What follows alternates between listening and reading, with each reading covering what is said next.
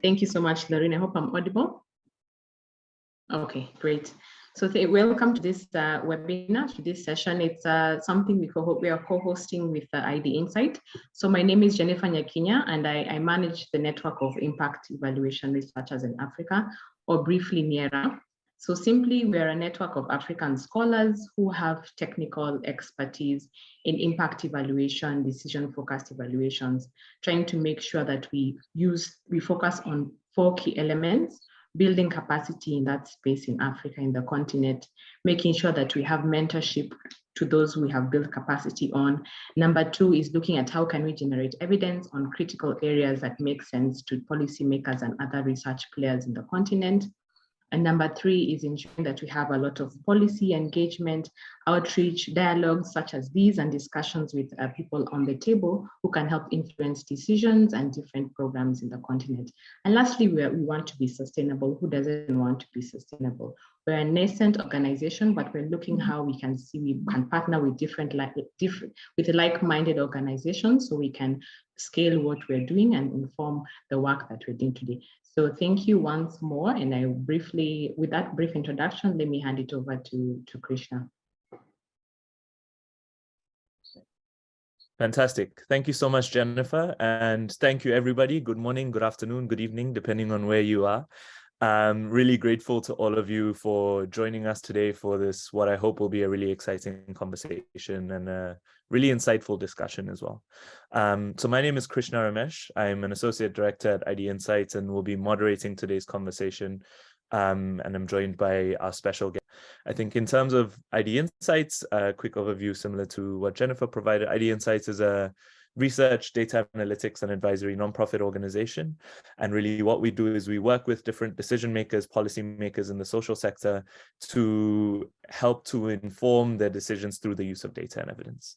And so all the work that we do is aiming to sort of combine and ground the technical and analytical rigor with a sort of demand-driven approach to really help to answer the most highest priority questions that decision makers have, but in a way that's sort of tailored to the constraints that a lot of policymakers face in their day-to-day work. And a lot of that over time across Africa, as well as across South and Southeast Asia, has been done through what we sort of think of as our learning partnerships, centered around sort of embedded longer term engagements where we work hand in hand with decision makers in order to sort of avail, provide, generate, and use the data and evidence either that they have or that they need in order to help to inform the implementation of policies, the design of policies, the sort of evaluation of policies over time. ID Insights is been doing work within the sort of broad-based space of public financial management over the course of the last year or so. Again, working with many of the folks that we're joined with today in thinking about some of the questions that we're going to talk about today, in the sense of how data and evidence can be used in order to help to support government and other partners in linking budgeting to the delivery of social services. And most particularly when looking at sort of matters such as the development and measurement of outcomes, as well as sort of how budget allocation decisions can help to be informed by data and evidence. And so we've been sort of working with different partners in Kenya and Nigeria and in other countries as well, really to support them to achieving that goal. And we're really excited to, alongside NIERA, host the webinar today, and really excited to be joined by this wonderful group of panelists who will contribute to this discussion and who have a lot of depth from various approaches, from various perspectives on some of the questions that we'll talk about. So in terms of how the conversation will go, I'll start by sort of setting the scene a little bit and presenting some housekeeping rules. We'll then look to each of the panelists to introduce themselves, and then we'll jump into a panel discussion. Following that, we hope to save about 10 to 15 minutes at the end for a Q&A session. And so we'll look to sort of address questions that the audience has. For those who don't know, When we talk about public financial management, so of course, today's conversation is centered around the question of linking government budgeting to the delivery of social services. And a lot of that links to the question of public financial management. And so when we talk about public financial management, really, we're referring to the systems and processes used by governments and other partners in sort of planning, distributing, and overseeing the use of public funds. A large number of PFM systems focus on how budgets are prepared and how resources are allocated and spent. And many recent PFM reforms across the world, as well as across the continent, have been focused on further improving these systems through applying frameworks around program-based budgeting, gender-responsive budgeting, more recently environmental budgeting. And of course, our PFM framework in Kenya and our structures around public financial management are governed around a few key legal frameworks, including the sort of PFM Act of 2012, and also grounded quite heavily within the context, of course, of continued devolution. And while a central element of this framework and of the way in which sort of matters of public financial management and service delivery has been the sort of development and implementation of program-based budgets in order to more closely link budgeting to service delivery and social outcomes. Of course, in terms of designing and implementing these budgets over time, there's a lot of lessons that have been learned, and there's a lot of improvements that are looking to be implemented. This structure, of course, combined with a tightening fiscal space, means that allocating resources in the most effective, impactful, and efficient manner is becoming even more important than ever. We have a new administration coming in, and seeing the service delivery challenge from many different perspectives will be essential, and ultimately sort of looking towards the goal of raising and spending resources in a way that maximizes the effectiveness of service delivery and meets citizen needs. And so in terms of today's discussion, we're joined by a group of PFM experts and government leaders that I'm sure will allow us to do exactly that, to look at this question from multiple different angles, from the national level to the county level to the view of citizens, and to really allow us to dive deeper into the question of how government budgets are and how government budgets should be linked more closely to service delivery, and where there may be opportunities to make continued improvements, especially as we're looking forward into a new administration and into a new government. So that's a little bit of the grounding for today's conversation and what we're really hoping to focus today's conversation on. In terms of some housekeeping rules, as Lorena has already mentioned, this meeting is being recorded, and recording will be available publicly for others to watch afterwards. We're really grateful to all the attendees that are joining today. Please do ask questions. There will be some time to ask those questions at the end of the panel discussion. We'll aim to leave about 10 to 15 minutes for this, but I would strongly encourage everybody to also type questions into the Q&A or use the chat feature to ask them as we go through the discussion, and we'll look to address those at the end. And so that's enough for me. I want to give us the chance now to have our esteemed panelists introduce themselves. And so would ask each of you to introduce yourself, of course, your role, and to talk a little bit about the role that yourself and your organization plays within this broader landscape. We'll look to start with Dr. Nyakango, and then we'll go to Dr. Mveyange, and then Mr. Muraguri and Mr. Ocheng to follow. So Dr. Nyakango, if you can start us off. Thank you very much, Krishna, and good afternoon to all those who are hearing me this afternoon. My name is Margaret Nyakango. I'm the control of budget. I'm a CPA by training. So that tells you that most of what I do relates to figures. As control of budget, briefly, I carry out service to government departments, both national and county level. I do oversight, overseeing implementation of the budgets of both national and county governments. I control by authorizing withdrawals of funds from the consolidated fund, from the equalization fund, county fund, and any other public funds. Briefly, I report. So I do quarterly reports to Parliament, both on national and county governments. I also advise Whenever funds have been stopped to any entity, I report on that. And further, I undertake investigations where necessary. This may be due to complaints or due to just my own initiative. Then when there are disputes, I do alternative dispute resolution, conciliations, negotiations, and mediations. Further to that, I provide public information by ensuring that the public has access to budget implementation information. And this is publicly available on my website, cob.go.ke. So generally, that's what I do. And overall, I ensure that government ceilings are adhered to on a running basis. So that's who I am. There is more to who I am, but technically that's what I am and that's what I do. So thank you very much. We'll be interacting a lot more on the question now. Thank you. Over to you, Krishna. Thank you very much, Krishna. I think it's my turn now. Okay, thank you. Good afternoon, everyone. Those who are online attending this, I supposedly going to be very interesting conversation today. My name is Anthony. I don't usually try to pronounce my second name because I always tell people, if you bite your tongue, I don't have insurance for you.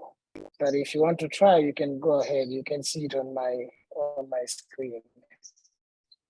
I'm an economist by training, and I'm currently the executive director for the Partnership for African Social Governance Research, which is headquartered in Nairobi and operating in over 26 countries in the continent, primarily focusing on building, advancing research and training excellence in public policy and governance in the continent. So we focus on research and policy through our Utafiti Sera, the research policy platform, which is very famous and most people are aware of.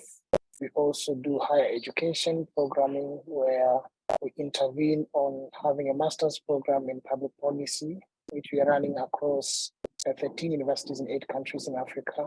We also have a doctoral program in public policy, which we are running in 3 regional hubs in West Africa, University of Ibadan, East Africa, University of Nairobi, and Southern Africa, University of Pretoria.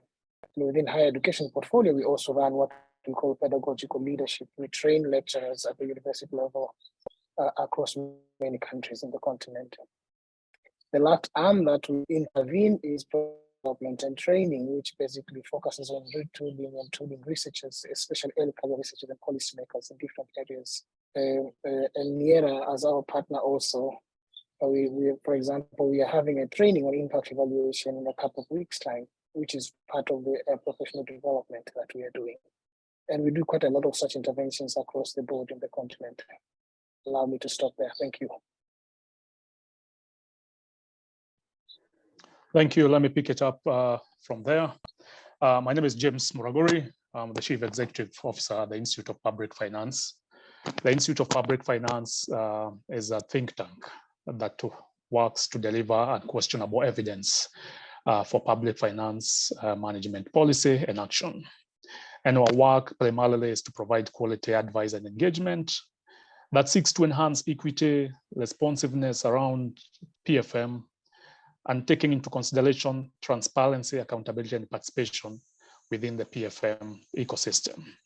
Our work, the Institute of Public Finance, was established in 2013 and formally registered as a company limited by guarantee in 2016. And our strategic focus has primarily been to strengthen formal mechanisms of budgeting that ensures greater legitimacy. And this primarily is to ensure that there is, the engagement between the state and non-state actors continues to be robust. Our second, we've also focused on strengthening, and supporting oversight or PFM accountability stakeholders, such as the Office of the Controller of Budget, which we have continuously engaged in, the Parliament Budget Office, the Office of the Auditor General, and Parliament, specifically, oversight committees like the Public Accounts Committee. Further, the Institute of Public Finance lands a PFM fellowship that seeks to build a pool of resources that supports PFM ecosystem, and this is to ensure that there is continuous, human capital that is focusing on PFM.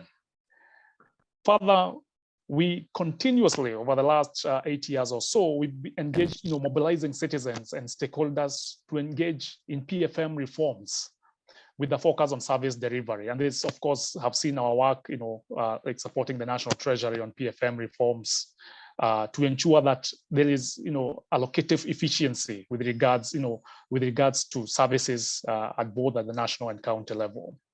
And IPF is also strongly focused on opening up the dark corners of the budget, particularly raising issues around public debt related to state-owned enterprises, contingent liabilities, and which is to seek to ensure that there is greater public debate and oversight with regards to the public debt in Kenya.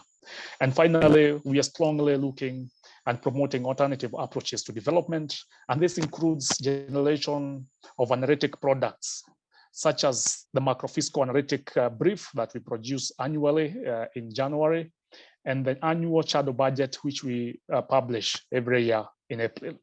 Thank you very much, Krishna. I'll stop at that. Good afternoon, everyone. My name is Abraham Ochim, and I work with the International Budget Partnership Kenya. And just a brief about our organization is that the IBP Kenya it's a Kenyan organization that seeks to enhance the engagement of citizens, particularly along the budgeting process. And the organization was registered in 2014, but has been working a bit longer on from about 2012 on the public budgets, and just trying as much as possible to to ensure that citizens are engaged in the budgeting process. So key pillars in our work, just like the IPF, is we focus on issues on transparency, accountability, making sure that public engage throughout these processes, and a big part of our work is also on equity. So we ensure that we try to push for equity in the budgeting processes so that every person is covered when it comes through the budgets. A key way in which we operate is through research and analysis, and because we believe that unless we have a good understanding of this particular of the budgets and the particular issues that are raised in budgets, then we are not able to engage. So we operate from a data-driven engagement. So we do research and analysis, and through this we seek to build capacity of citizens and institutions around civil society organizations to be able to understand how to read budgets and how to raise specific issues that are important to them. And all this we do in order to generate evidence that we can use for advocacy efforts in terms of ensuring that our budgeting processes are responsive to the needs of the people. So we engage with different government agencies and government parliament as well, and also government ministries that are specific to some of the work that we do. But in all this, as an organization, we believe that learning is a very important aspect. So in all these things that we do, we have learning as a central point of the work that we do. And all that the work we do is on the premise that we believe that informed citizens are actually best placed to hold governments accountable. So that's why a lot of our work is really citizen centered and citizen focused for both at national and the county level. And I think as we continue the conversation, I'll be able to share a bit more about some of the ways in which we believe citizens can engage in both the national and the county budgeting processes. Thank you, and back to you, Krishna. Thank you. Thank you to all our panelists. Wishing you a very warm welcome. And again, really grateful for you taking the time to join. I think, as we've already heard, I think something we're really excited about is the ability to have views from many different angles through and on these questions around budgeting, service delivery, and public financial management.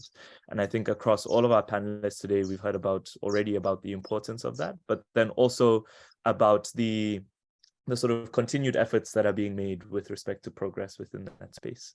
And so I want to start the conversation by talking a little bit about this question of sort of public financial management reform, and sort of as we're looking forward with respect to the Kenyan government context. We of course have a robust legislative infrastructure already governing public financial management in Kenya, and a new government with a new set of priorities. And so Dr. Nyakango, I want to start with you in the sense of getting your initial thoughts on where you feel like the greatest focus is from your perspective with respect to sort of budgets and PFM reform at the moment within the mandate of the Controller of Budgets. And more specifically, sort of what you see as the role of data and evidence being in supporting that process around sort of the mandate of the Controller of Budget, but particularly linking that into service delivery.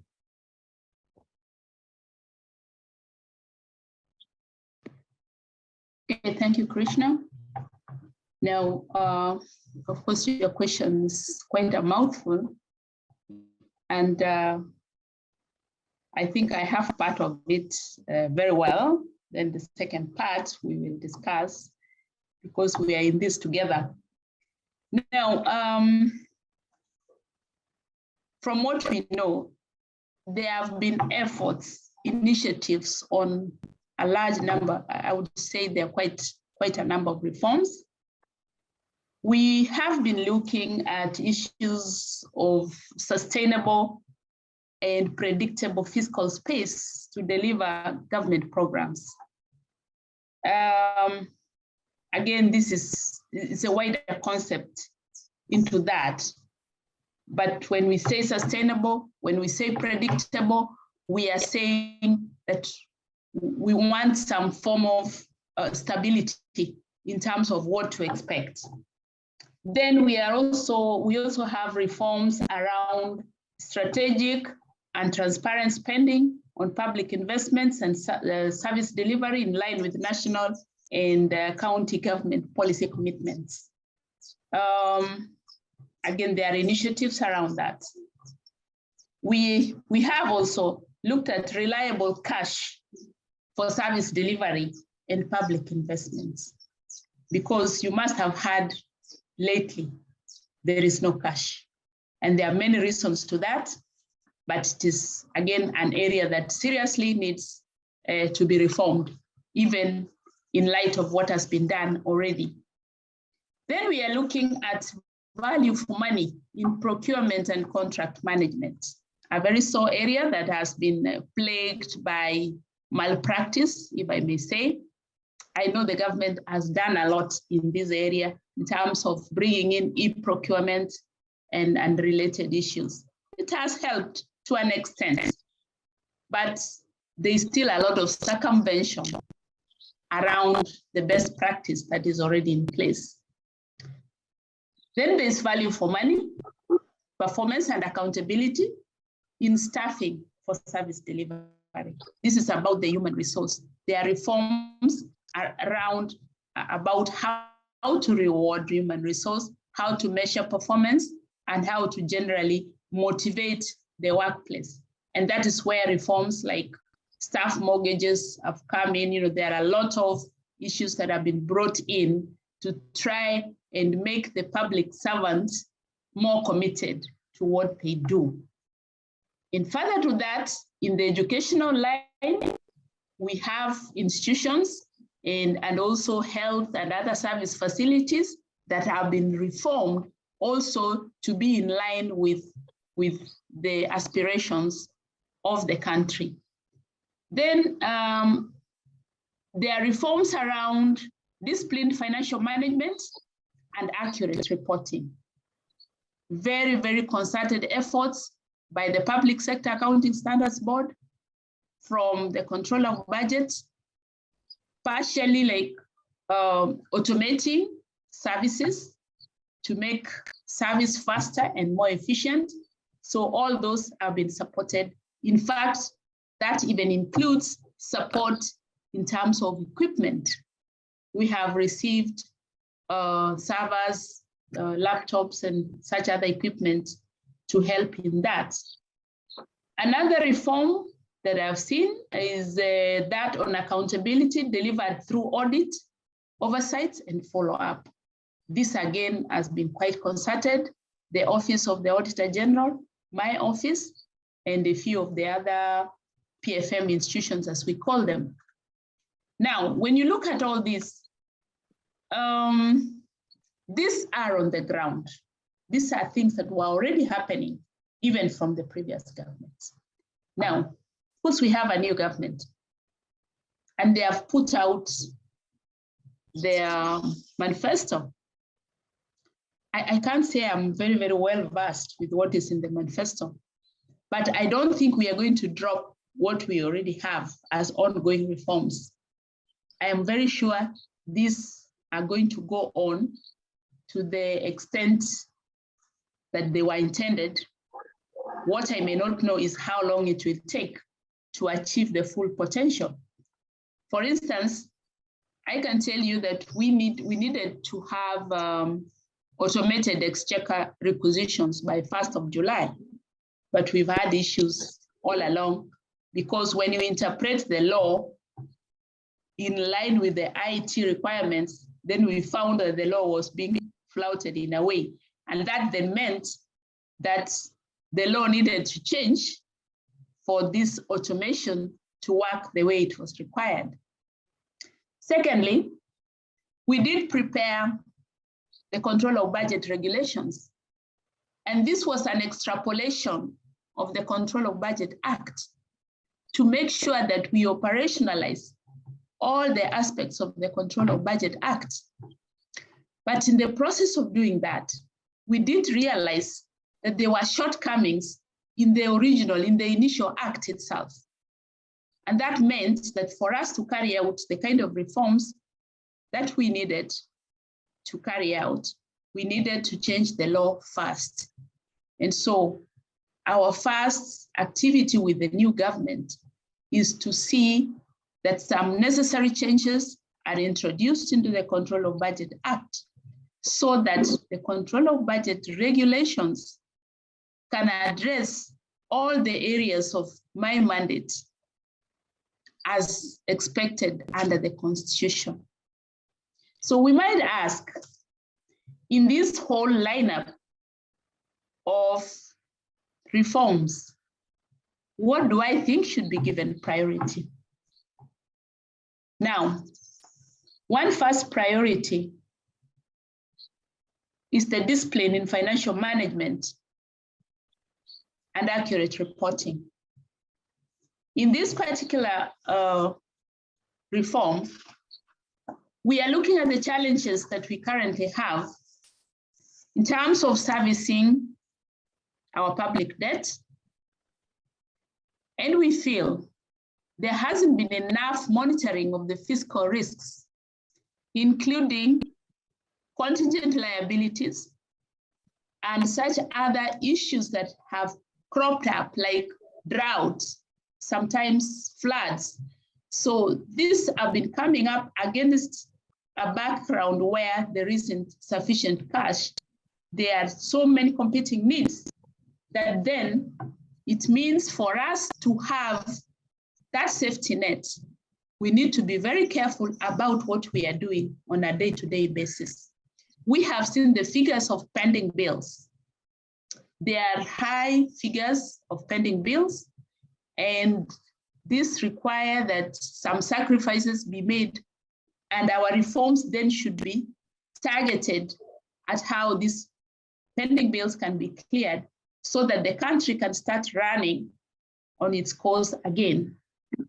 Externally funded projects typically have a one-line budget allocation and do not use the standard chart of accounts. This has been quite a challenge to us, and because these projects are managed outside the IFMIS, it has meant that financial reporting has not been standardized to the levels that we expect or that we would have desired. I will take another reform that I feel needs a lot of attention, and this is having sustainable and predictable fiscal space to deliver government programs, and this would include the following key areas. One would be the tax revenue, which we feel is below potential. And we feel there's a lot more that can be done to increase the base for government revenue.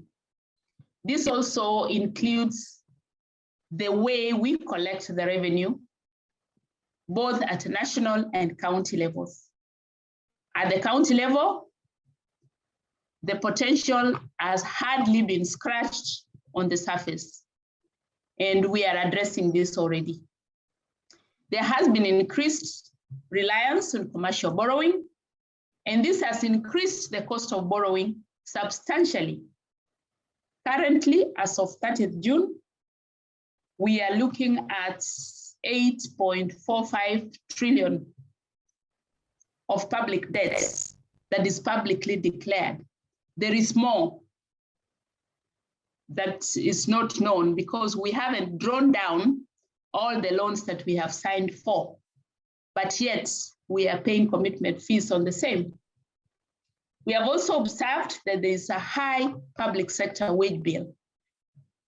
But my feeling is that it may not be that high if the productivity was improved. And if the revenues would come up, then the denominator would be talking about would be smaller. And again, just to repeat the issue of pending bills, both at national and county levels. Any reforms, therefore, that can address these sore issues and push the country towards more predictability would be most welcome. I think I would like to leave it there so that my colleagues can weigh in as well. Thank you.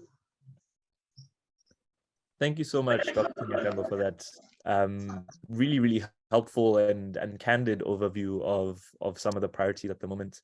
Anthony, I want to come to you because Dr. Nyakango's already referenced this point around the shrinking fiscal space and the different levers that are available, are already being used or explored, and what else may be available. Of course, we've talked about the expenditure side of the equation, and the revenue side of the equation at both the national and the county level is equally important. And so we've referenced the debt financing piece a little bit, and have of course already spoken about the element of sort of increasing tax revenue. But I'd love to hear your input on specifically sort of what are the levers you see that government has the opportunity to explore in order to sort of ease what is this significant binding constraint when we're thinking about sort of the availability of resources to dedicate towards service delivery.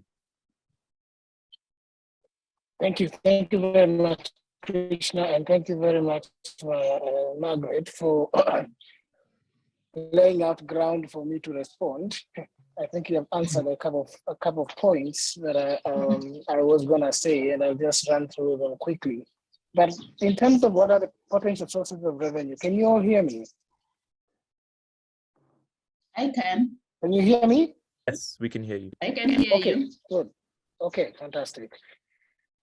So I think the first point that Dr. Margaret was talking about is fiscal consolidation, basically reducing government deficits, the way she was pointing out, and cutting down debt accumulation as much as possible, because the debt in Kenya right now is ballooning. Interest rates that are being paid right now stand about that's a money that is being. Sorry, Anthony, now we're losing you a little bit. And I think Apologies, Anthony, we've lost. The connection is cutting out a fair bit.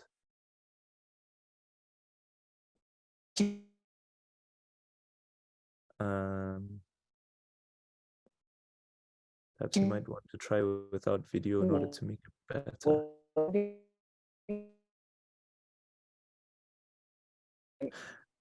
I'm not sure. While we wait for that to be cleared up, James, Abraham, I'm not sure. Can you hear me now?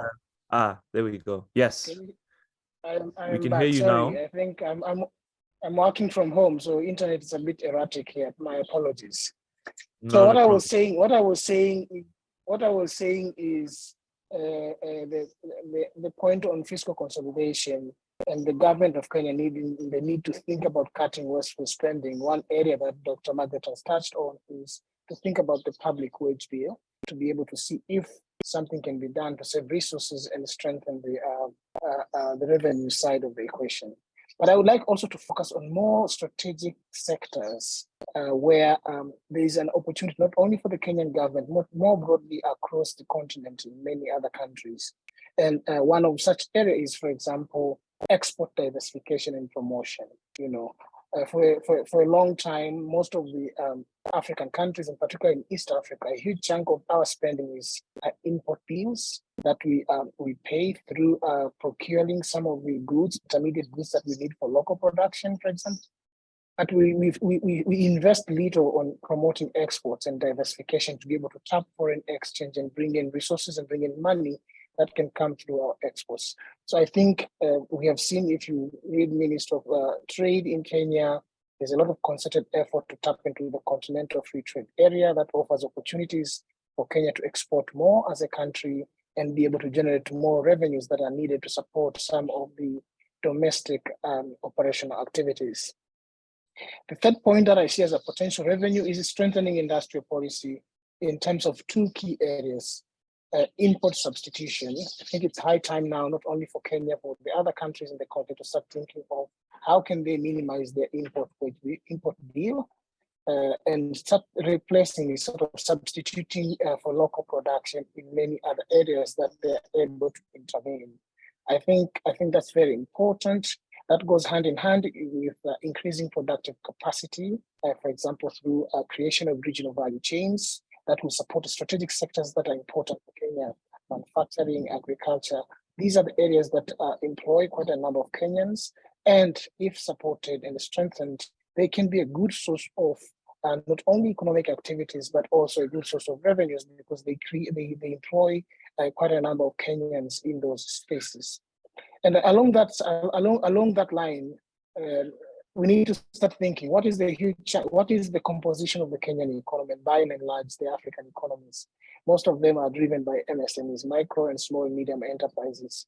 But we know the challenge with MSMEs. They are not formalized, majority of them. And so formalizing them is a key step, making sure that they're captured in the formal sector. Once they're formalized, someone told me the other day,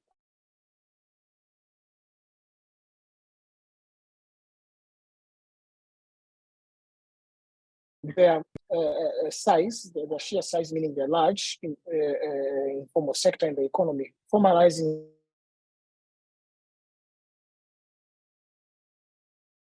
is to operate, be a good source for government to raise resources and revenue that is needed for meeting its spending side of the equation. And here you can think of, I know there has been a huge cry out in the continent in terms of how African governments have responded on increasing taxes. We recently heard from Tanzania where there was a lot of taxes on mobile money, on digital transactions. In Kenya also there has been cry out, many other countries, in Ghana. But I think because of, as Dr. Margaret said, it's because of the small base. You have very small number of people who are bearing a huge cost. But if we increase that base and we have more young people, we have more traders who are registered and formally recognized and supported, they might be able to, the government can actually generate and collect a lot of revenues. The last 3 points that I would like to make before I stop is, I think I want to second what Dr. Margaret mentioned, closing tax loopholes and leakages. This is a problem, it's a big problem in Africa. Tax loopholes and leakages and evasion, they're just like norms. Everyone looks for ways not to pay taxes, everyone looks for ways not to evade taxes. I think it's about time, and I like what she said, the reforms that have been done in the government, in the PFM sector, to close these loopholes, to making sure that people are actually paying taxes. But I think here brings in two elements, which is, again, it's a balancing act. On the part of the government, it needs to be credible enough to incentivize people to pay taxes, because usually we know voluntary compliance comes when people see the benefit of such taxes. Now, to what extent is Kenyan government incentivizing Kenyans to pay? And by extension, African governments are incentivizing Africans to pay taxes. Most often we know people are paying heavily and paying hefty taxes, but they don't see much return in such taxes. And that really creates mistrust and a mistrust between the citizenry and the government. And that social contract tends to actually go sideways. But I think most important for the government is to show value for money. You know, it's one thing to close the loopholes, but actually to show even for the little that is collected, what does it do? I know, for example, Dr. Margaret said tax revenues are still, the tax base is feeble, the opportunities to generate more taxes there. But even with what the Kenyan government is collecting, how has it benefited in terms of social delivery, in terms of the service, in terms of those who are vulnerable? We have seen during COVID how vulnerable Kenyans and many Africans were, and where were the governments? And we saw our governments went on the borrowing spree. So you see now there's a question of credibility and trust that needs to be strengthened, both from the government side and also from the citizen to be able to voluntarily comply with taxes. The last two things that I wanted to say, they're not necessarily potential sources of revenues, but if thought properly, if done right, they might be able to mitigate some of the spending side issues that we all know about. One is, if there's one thing we've learned on COVID is lack of preparedness, and futuristic planning is key. And I think Dr. Margaret talked about it. This is systemic change. How do we, instead of being reactionary, we need to be anticipatory. We need to plan ahead and be able to manage resources prudently in case of emergencies. But COVID-19, the current CCC, COVID, climate change and conflict are proving otherwise, are proving that our countries are not prepared and there's no futuristic thinking that is embedded within the government thinking and planning processes. And finally, if there's one thing that we have learned is lack of what we call social safety nets.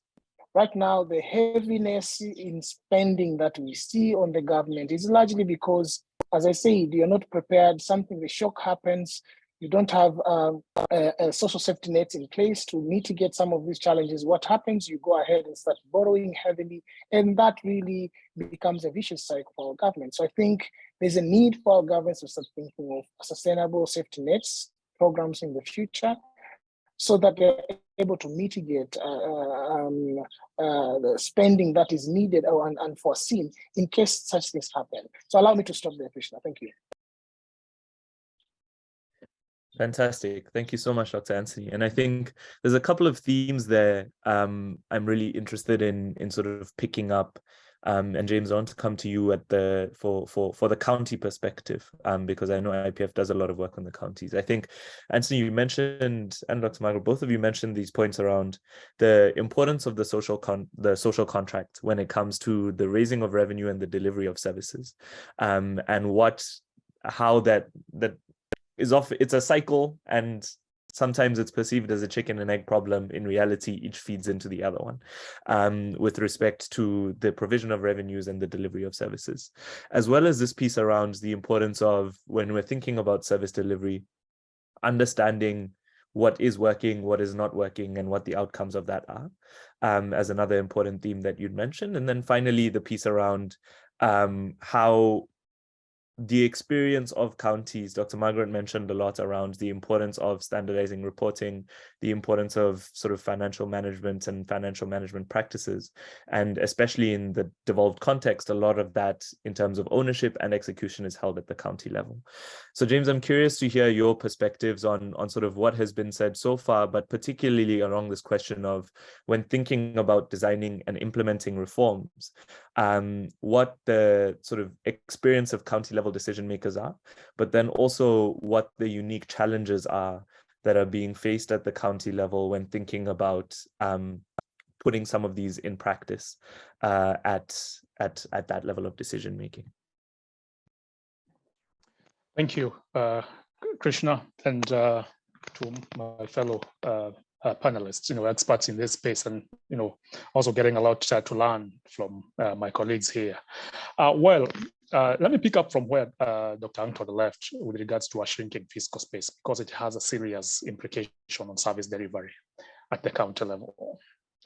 And when I think about the unique challenges facing the countries, so there is the ideal approach, which is provided for by the PFM Act a very robust PFM Act that we have, plus the reality at the county level when it comes to service delivery. Because when we're thinking about, outcomes, social outcomes, when we think about, improved health outcomes, for example, we want our communities to be able to access, the best quality health care possible. We've got to ask ourselves, what does our PFM Act provide? Because we have to keep safeguarding public resources, and what exactly is happening on the ground. And Dr. Margaret also mentioned that, some of what she mentioned is the challenges, for example, with regards to reporting. And I'll pick up from the reporting because resources are being distributed, which is what is required by the PFM Act. But the accounting and reporting of that, yes, it is happening, but it's the extent to what is happening. How comprehensive is the information being provided by the counties with regards to how they are spending these resources? And also from where we operate from as an independent think tank, we also look at the timeliness of the reports, being made available to citizens, because to a greater extent, the PFM Act provides that as soon as reports have been submitted to the Controller of Budget and to the county assemblies, a number of those documents are provided within 7 days. They should be published and publicized. But that is not happening because independently, citizens need to engage. As you have mentioned, Krishna, there is an element of social contract between the governed and the governors. So if you choose to be on the governing side, you have to honor the social contract of those who are paying taxes as the governed. And I think that's where we are looking at the type of information that's being provided, when it comes to reporting on how public funds are, because the PFM it's very it's very clear on reports being generated. Let me pick up on the other element, which is with regards to fiscal decentralization, because to a greater extent, at some point, we might want to place the blame on delivery of the social contract to by counties, but also it's how resources are being disbursed by the National Treasury and the national government. The Constitution and the PFM Act is very clear that the county governments are not smaller governments. They are actually formal recognized governments that act, they are interdependent governments and the national government, because the county governments deliver services to the, to citizens of Kenya. So the disbursement of resources, yes, we know there's a shrinking fiscal space. There could be challenges with our revenue because we know our revenue to a greater extent is going towards servicing of public debts. But it is the national government to also take the responsibility and see what they need to cut on their end and not affect services by counties by not disbursing and timely disbursement of resources. And I think these are some of the very difficult conversations that will need to be had. That this government has to have these conversations, very difficult conversations with regards to disbursements. And of course, this disbursement, it's also the question around transfer of functions. We do not have still counties having fully. We still have a lot of functions that need to be at the county level. And of course, this also means then that you have, for example, irrigation. Why would we have national irrigation in Nairobi? Well, we have Kirinyaga County, and more irrigation scheme there. Why don't we have this function fully devolved? And then we have, irrigation board doing an oversight law and not an implementation law. So that counties, because counties are the closest. We know that the unit of service delivery to a greater extent is the ward and the village as provided by the County Governments Act. Why don't we then look at that? And because I'm trying to look at the ideal of what's provided in the PFM Act and the challenges happening, and the reality on the ground. So that's it. And of course, when we pick up on fiscal decentralization, we want now to take the ball light in the courts. And Dr. Margaret had mentioned with regards to payment of suppliers. Why are we having suppliers? Why are we having these pending bills? Because the Controller of Budget approves payments, approves disbursements based on a specific request. We want to pay for this load. We want to pay for this health service that has been provided by an independent contractor. Then why are we not why are we having pending bills? It means then monies, funds are being disbursed, and then being spent on the wrong category of items that have not been approved for. The question we need to ask is, what are the consequences? Does the PFM Act, is that a breach? That is, what are the consequences that we need to look at that? Let me also pick up on, when it comes to, when we think about social outcomes and how we need to meet these, outcomes, and ensuring that at the service delivery level, we are not leaving anyone behind. We need to ask ourselves, how then are we accountable? We know the Auditor General has continuously questioned, the value for money with regards to service delivery to a number of institutions.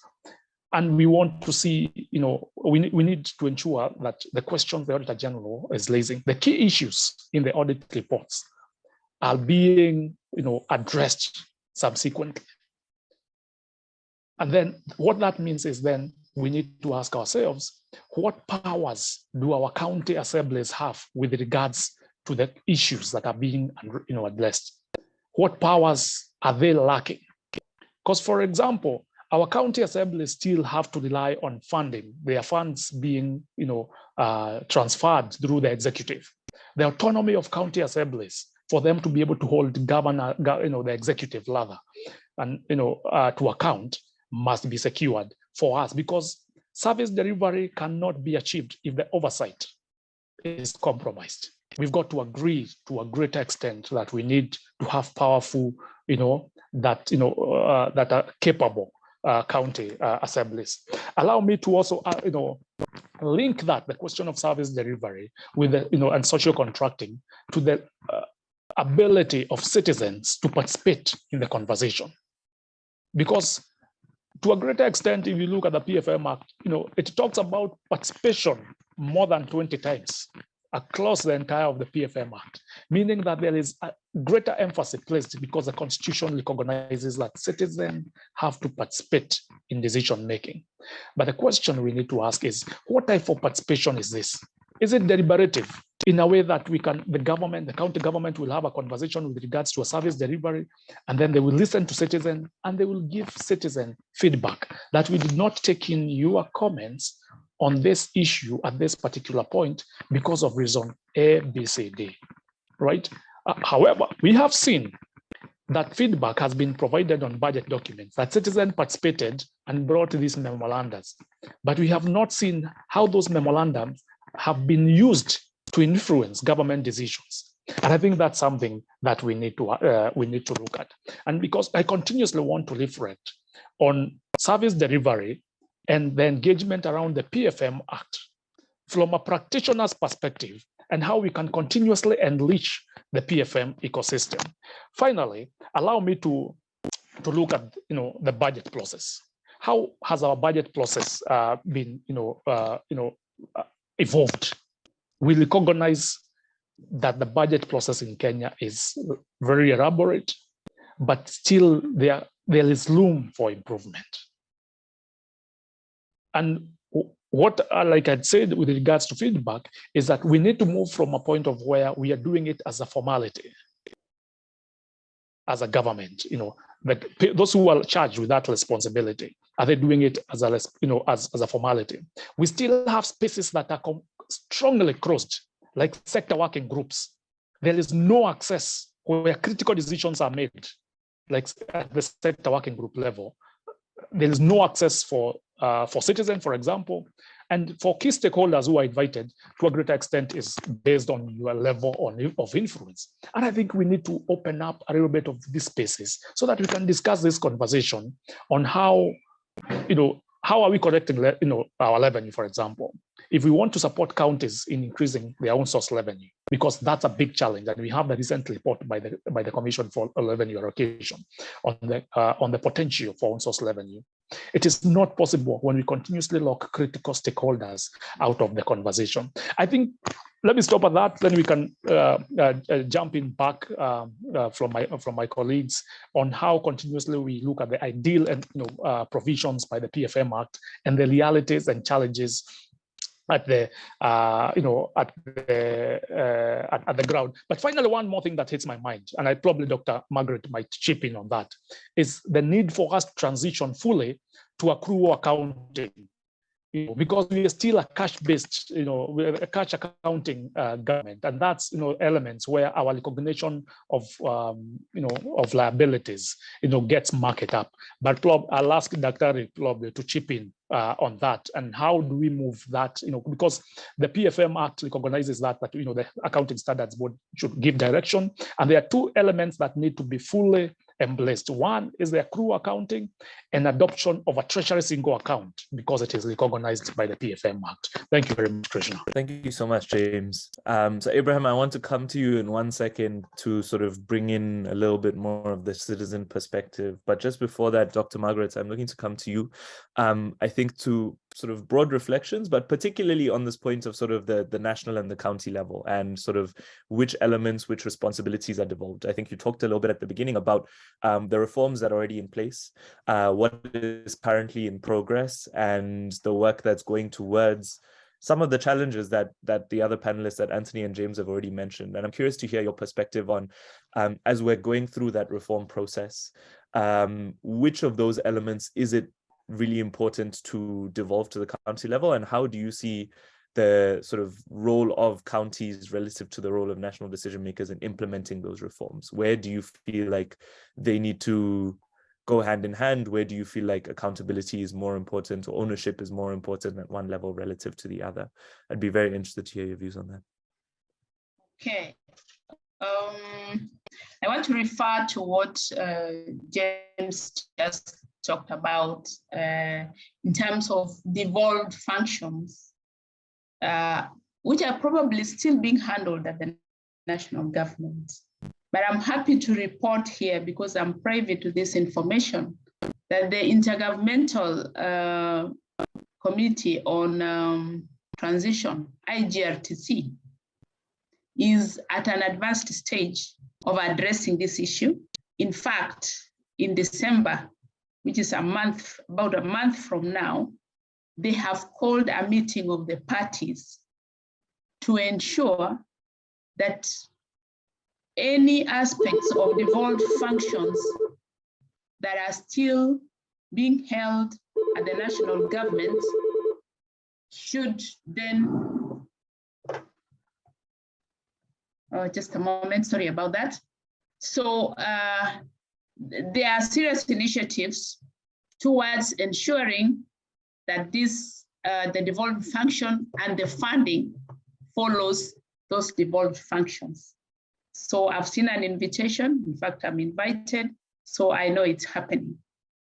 All we can pray is that it will be successful, and that the remainder of these functions can actually be given to the county governments, and the funds, and even the human resource and whatever other resources that are required, then follow the functions in a more comprehensive manner. Then there is the issue of the transition to accrual accounting. Again, I'm party to information that by July 2023, which is about 8 months from now, all government financial reporting should be on accrual basis.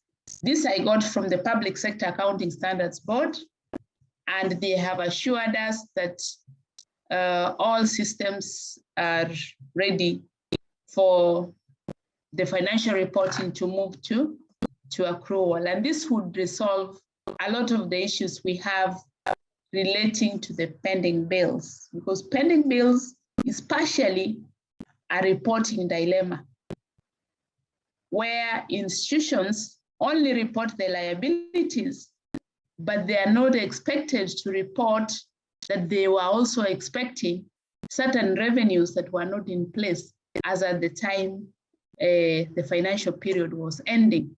So those two aspects are very much on the cards, and I believe that a year from now we'll be having a different discussion as far as those two are concerned, if the efforts continue in the direction that I'm looking at. I don't know if I left out any aspect, but again, we could come back. You can refresh me on that. Thank you, Krishna. Thank you, Dr. Margaret. That's great and really appreciate that insight. Abraham, I want to come to you now. I think we've talked a lot about the roles of different actors within the efforts towards PFM reform, within the efforts towards sort of improving service delivery and also the revenue side. Of course, all of this is in the interest of citizens, and all of this is something the citizens take an active interest in. And so we talked a little bit about that element of sort of citizen engagement and creating that connection between citizens and budgets that are being developed, reforms that are being implemented, reforms that are being attempted, and accountability towards service delivery. And I'm really interested to hear your perspectives on the role of citizens, as well as the role of county and national level actors in sort of creating those channels of communication to facilitate accountability, and what you feel like is most important for citizens to have with respect to information to allow them to play that role most effectively. Thank you, Krishna, and my colleagues, and just setting the ground for us to, for me to just take this. So I'll just pick up from where one of the points that James mentioned towards as he was closing on his presentation. So he talked about citizens have engaged in financial matters. And as we know, that is a provision of the Constitution that says all public participation in financial matters is something that is mandatory. And still what James mentioned around the PFM Act, speaking about public participation. So it really anticipates that citizens have a role and an active role to be able to engage in the budgeting process, but also on, beyond just the budgeting process on all public financial matters. But also Anthony mentioned about incentives for taxes. So citizens pay taxes. And as a citizen, if I pay my taxes, then I'm paying it with an anticipation that I should receive certain services from the government. And therefore, it's very important for a link to be established to ensure that both sides are happy, so that the government is able to increase its tax base. We've heard that we've barely scratched the surface when it comes to revenues, which means many people are not paying taxes, but also the few who are paying, some are either underpaying their taxes, while others are not, but they're trying as much as possible to avoid it. But that's a good starting point where, as a citizen, I pay taxes, and therefore I expect certain services from the government as it is. And so for citizens to engage with the leaders, I think there are certain things that we need to consider. First, I think a lot of the citizens want to engage in informing the decisions that are being taken through budgets when it comes to service delivery or even offering services to the citizens. But the level of understanding might not be quite there. And we know the PFM Act is very clear in terms of the stages and including timelines of how the budget is developed. So therefore citizens need to also understand and get to know this is what is expected of me during the budgeting process, all through from the formulation to the approval implementation as well, but also to the audit stage, but also the level of understanding of the various actors who need to be engaged at various stages. So citizens may have the information, but if they do not know who to engage at any particular stage, then there's a problem that comes in. But so part of what we've done as an organization is to try and just synthesize this complex budgeting process into a very easy to read budget calendar, which clearly highlights, it summarizes and indicates key budget documents that are produced all through the budgeting cycle, who is responsible for producing them, and the timelines in which they need to be provided. But beyond that, we're also trying to see at what point can the citizens engage in these particular budget documents and which particular decisions that are being taken. But it's also important to note that just one stage of the budget cycle is not enough for the citizens to be able to engage. So in many cases, we've seen that where citizens engage only at maybe the formulation and the approval stages. And once the priorities from the citizen side are captured into the budgets, then they're happy and they sit back and say, oh, hooray, our issues are captured, our priorities are captured, and therefore we know that government will implement this. But we forget that along the implementation stages, there's still quite a number of shifts that take place, occasioned by things like supplementary budgets. They're introduced and some changes may occur on the priority issues of the citizens. Therefore, it's very important for the citizens to just keep engaging at the implementation stage as well, as therefore, because we believe it's also a critical stage, just like when it comes to the formulation, but also approval. You also talked about what kind of information do citizens need to be able to engage effectively with the county, with their leaders, the elected leaders. So I think even for us, we can't underscore enough the importance of having information because we believe that's a first step for citizens to engage with their leaders, both at both levels of government. And I must emphasize that availability of information is really a critical piece in this whole big puzzle that is public participation. So if I, as a citizen, don't have information to engage with the county governments, then there's an issue there, because if I do not have information that is publicly available and information that is comprehensive enough for me to engage, then I'll find very difficult. And I'll give an example of a program-based budget. So it needs to go beyond just the financial information and issue other present other non-financial information such as baselines, targets, capital projects to the point of locations. So if as a citizen, then we are able to identify with this and say this project is supposed to be implemented in a specific location, then I believe then it makes it easier for me to know that this is where I'm able to engage. But also when it comes to issues around implementation, that's where we've had a lot of challenges.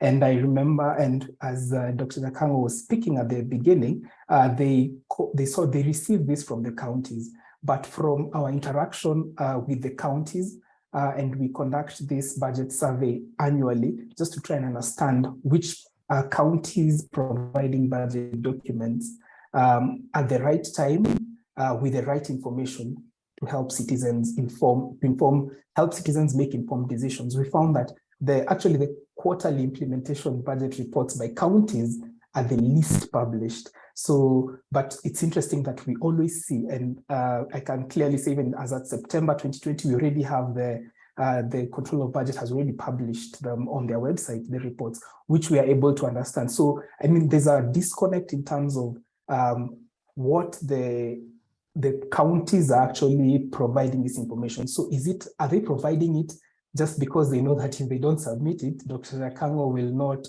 authorize them to receive the funds, or are they supposed to provide them for citizens to clearly understand this is what the county government said, we will do this, and we have done and this is the extent to which we have been able to achieve some of the things that we've been able to do. So that's, I think there's still a big issue in terms of the available information that we can get. And that's, as I said, it makes it very difficult for citizens to engage. But as I mentioned, I think in terms of comparing what information that is required, and also what is currently available. So as I mentioned, we do the County Budget Transparency Survey, which is an annual survey. The latest one was launched in May of this year, covering the financial year for 2020-2021. And we still find that there's still a long way to go in terms of the counties providing budget documents. First of all, they're not provided in good time. Secondly, they are provided and there's no consistency in how they provide this document. So you find that 1 year they provide documents, but the next year we can't find any documents around the budgeting process. So it becomes very difficult for citizens to engage. And I'll give an example from the 2020, the CBTS 2020 survey.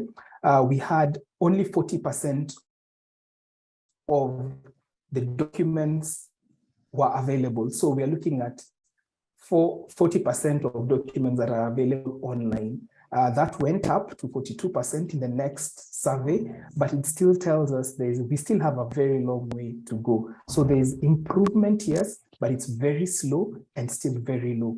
But also looking at the transparency index, which looks at beyond just having these documents available, we're trying to understand, are these the level of transparency? In 2020, the transparency index was 33 out of 100, a possible 100 points. In 2021, it jumped to 35. So we can see incremental steps towards ensuring transparency, but it's still very low and still and not consistent. As I mentioned, implementation reports, that's a big one because it's the least published budget document when it comes to the survey. Another thing is on public participation, and I think James clearly highlighted that public participation seems to be a tick the box kind of conversation. So we held a public participation. We had 10 people, 5 were women, 2 persons with disability, and we had 2 youth. But for us, we've seen it as beyond just having that, because we can do that and select specific people who come and just sing to the tune of either the governors or the executive to pass this document. But beyond that, we want to see, fine, citizens participated. How are they selected? What input did they give? And I think one important thing that James mentioned was, how does the input that they provided link to the decisions that are actually taken by either the national or the county government? So that has been a challenge. Feedback mechanism has also been quite a challenge for us. So we submit memos, and since things moved to virtual, I think even with COVID and even before that, so we've been submitting a lot of these things via emails, unlike previously when we take physical copies to, say, Parliament, and they'll be stamped received. So now we've sent it on email, but there's some sense of you can't get any feedback on whether the feedback has been received. And even as the reports are being published, then it's very difficult for you to see, as a citizen, I gave my input on the, say, the budget policy statement, but I'm not seeing any reflection. I can't see anywhere where it's mentioned that indeed my input was given, and this is how it informed the decisions that were taken by the government in terms of implementing some of the issues that were raised. So I think I'll just I'll stop there just to open up for any, in case there are any follow-up questions, and I'll be happy to come in and respond. Thank you, Krishna. Thank you so much, Abraham. I think that's really, really helpful.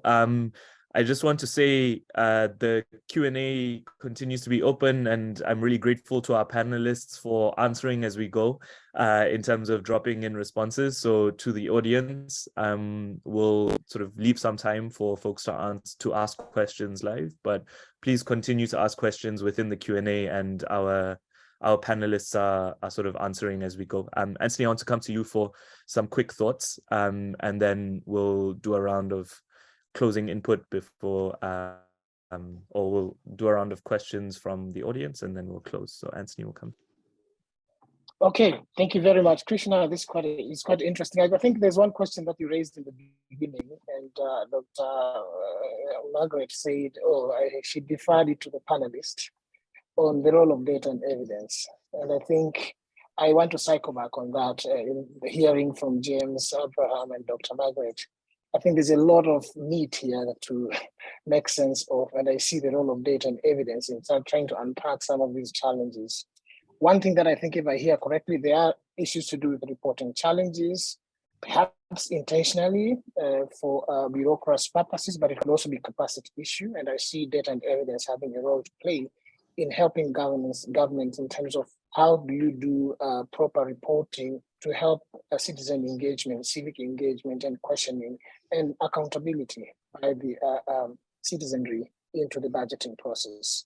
The other element that I think all my panelists, my colleagues have been talking about is the role of public participation as encapsulated in the PFM Act. I think that comes out very strongly. So I just wanted to spend a few minutes to talk about, I think, how do I see data and evidence playing a part in this, both from the demand and the supply side, because the supply side, the likes of Abraham, James, and even the government also, they're the ones who are generating this information. The demand side is the consumers, the citizens, who need to be able to engage and interrogate such data to make sense of. So I think number one, I think from what I hear, and I'm just trying to make my ballpark estimates and inference here, there's capacity in the government in the way, and I'm looking at both the central government and the county governments, and I think data and evidence in terms of even tracking. For example, what Dr. Margaret said about we don't have cash now.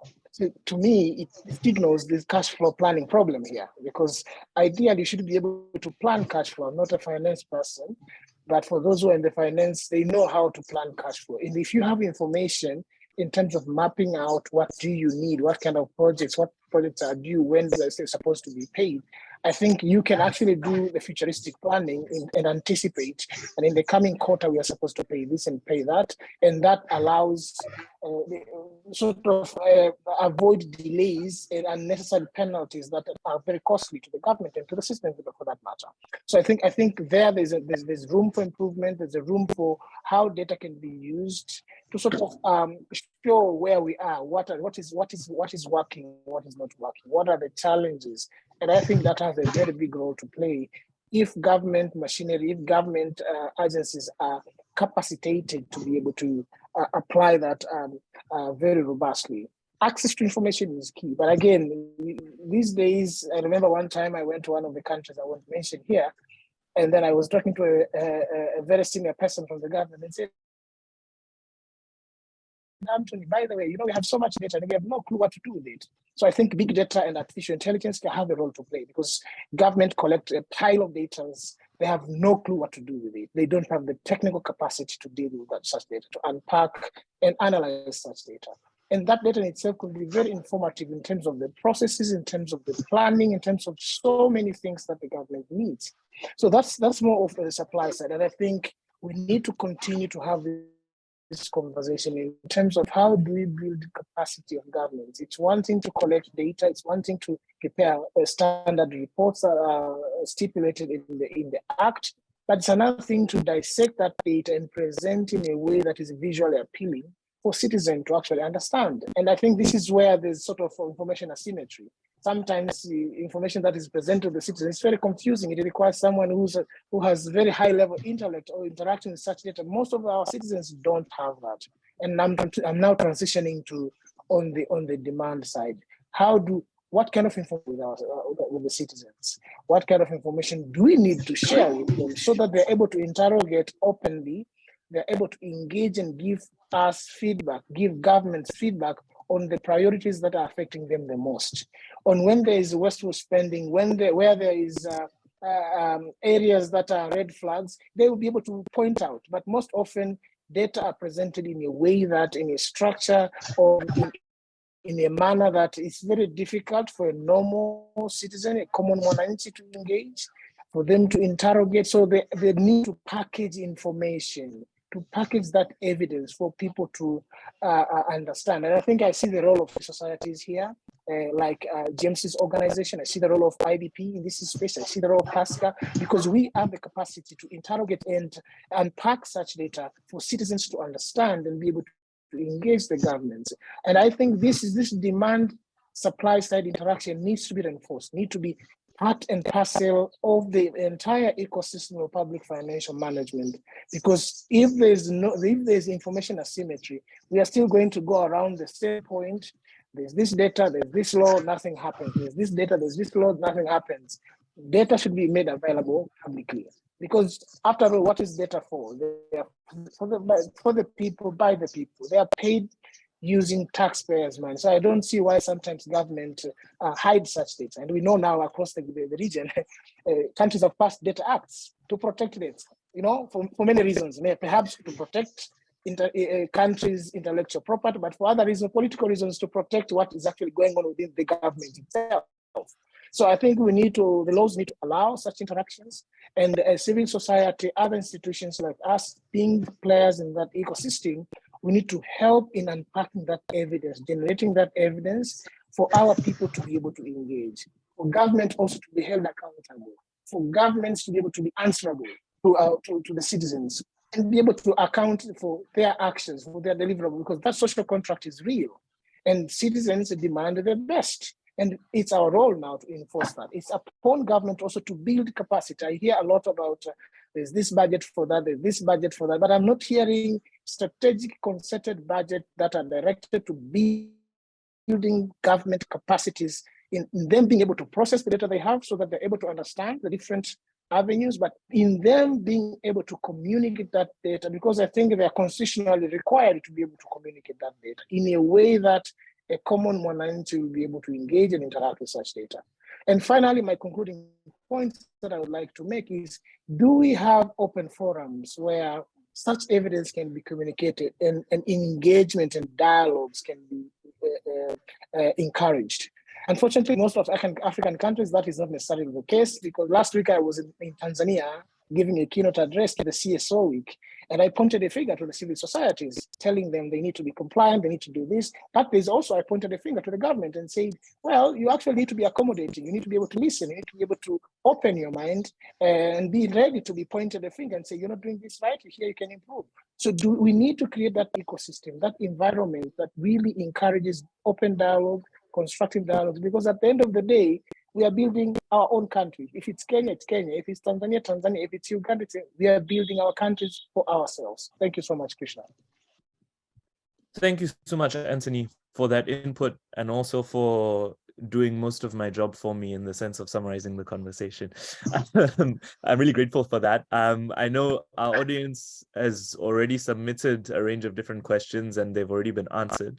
And so I want to use the little bit of time that we have left to also invite our three other panelists to make some very quick closing thoughts. And I think in the spirit of Anthony's comments, would really, in the space of a minute, would look to you to, I think, speak a little bit about what you see your respective roles within this question that we're talking about today of sort of linking budgeting and service delivery to be most prominent. So I think one is that, and secondly, we've talked a little bit about what we need, what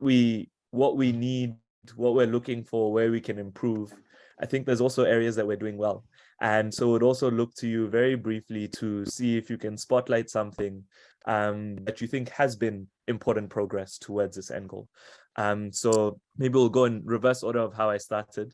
Anthony, I hope you don't mind, you've already answered my question. So Abraham, we'll start with you, James, and then finish with Dr. Margaret. So very briefly, I think what you feel yourself or your organization's role, or what you feel like your biggest priority is as we look forward, and something that you've seen that you would like to call out as being sort of positive movements towards this end goal that we're all working towards.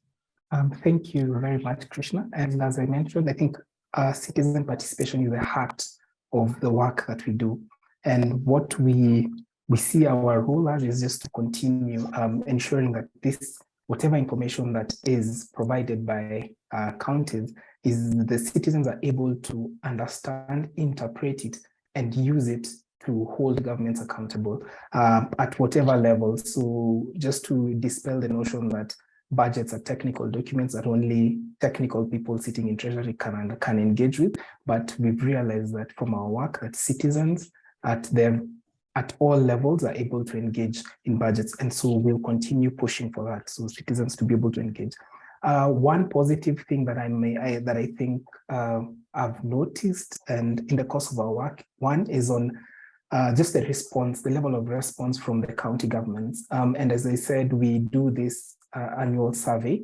And this year, I think we've received the greatest feedback in terms of, and actually from even governors calling us to say, yes, we've received this, we will action on it. So I think the level of responsiveness from county governments has really been impressive, and we hope that this will actually translate into citizens having all the information that they need to be able to inform decisions that are taken by government. Thank you, Krishna. Thank you. James? Yeah, thanks. Thank you, Krishna, and my fellow panelists. So let me say, with regards to the role of data, in the space that we are in. We've got to continuously look that institutions such as IPF that generate evidence for policy and action cannot, operate where data is not made publicly available and adequately for use. And I want to acknowledge, for example, Dr. Margaret's office sits on heaps and volumes of data that can be used for planning purposes within the country. Because even at the county level, for example, why would we have stockouts for for ARVs, for example, or for painkillers or for mosquito nets? Why would we? And we know over years that government, this is the consumption data that's happening. This is the spending data. Or why would we have a load costing us double, the cost within the, the same geographical location, and we have the type of data that will be available for use for planning, and that data is readily available. It just needs to be converted, for use. What it is we have low data that's not being, just sitting idle. But I just want to encourage that there is progress, a lot of progress we see. We see IPF is providing technical assistance to county governments under the Kenyan Devolution Program, and we see like now development of the county, integrated development plans has taken a more robust approach with regards to what we are putting in the CIDPs. This is commendable, and I note what Dr. Margaret mentioned, that there is deliberate effort, for example, again, to transfer functions to the county. This, again, using the available evidence, can indicate the manner, and the way resources needs to be devolved. So thank you very much for having me in this conversation, and I look forward to more engaging and stimulating conversations as this. Thank you. Thank you, James. And Dr. Margaret? Thank you very much. Once again, Krishna, my fellow panelists, and the listeners, wherever they are. I want to weigh in on this issue of data in maybe 2 or 3 ways. One is that we have been trying to prepare a popular version of my budget implementation report to get a wider reach. Although this effort has not been rewarded so far, but again, we can see it in the horizon very soon, that we'll be having a popular version. Why popular version? This is a simplified version of budget performance, which we believe we can disseminate either as inserts in the newspapers or other fora that is more accessible to the mamamboga, so to say, to a less technical person. So at least that's one initiative we are taking.